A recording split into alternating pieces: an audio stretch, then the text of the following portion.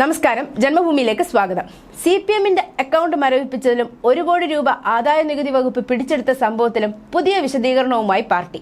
Bank of ഇന്ത്യക്ക് പറ്റിയ തെറ്റിന്റെ പേരിലാണ് അക്കൗണ്ട് മരവിപ്പിച്ചതെന്ന് ജില്ലാ സെക്രട്ടറി MM വർഗീസ് വീഴ്ച സമ്മതിച്ചുകൊണ്ടുള്ള ബാങ്ക് ഓഫ് ഇന്ത്യയുടെ കത്ത് ലഭിച്ചെന്നും വർഗീസ് വാർത്താ സമ്മേളനത്തിൽ പറഞ്ഞു. അതേസമയം CPM നേതൃത്വം പറയുന്നത് തെറ്റാണെന്ന് ബാങ്ക് അധികൃതരും ആദായ നികുതി വകുപ്പ് ഉദ്യോഗസ്ഥരും വ്യക്തമാക്കി.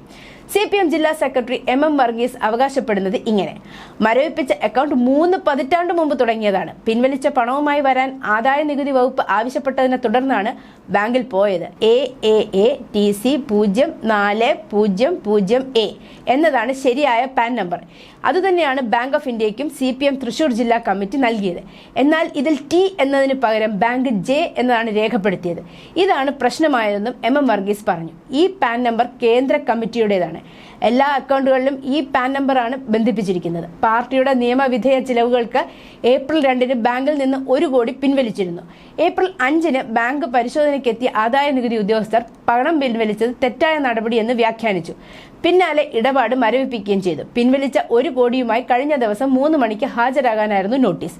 എന്നാൽ വർഗീസ് പറയുന്നത് കളവാണെന്ന് ബാങ്ക് അധികൃതരും ആദായ നികുതി വകുപ്പ് ഉദ്യോഗസ്ഥരും വ്യക്തമാക്കി. പാർട്ടി തെരഞ്ഞെടുപ്പ് കമ്മീഷന് നൽകിയ കണക്കുകളിൽ കാണിക്കാത്ത അക്കൗണ്ടാണ് മരവിപ്പിച്ചത്.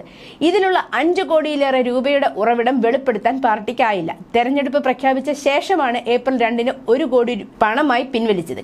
നിലവിൽ ചട്ടങ്ങൾ അനുസരിച്ച് 1 കോടി ഒരുമിച്ച് പണമായി പിൻവലിക്കാനാകില്ല. ഈ കേസിൽ അറസ്റ്റ് ഭയന്നാണ് രഹസ്യമായി 1 കോടി തിരികെ നിക്ഷേപിക്കാൻ വർഗീസും പാർട്ടി നേതാക്കളും എത്തിയത്.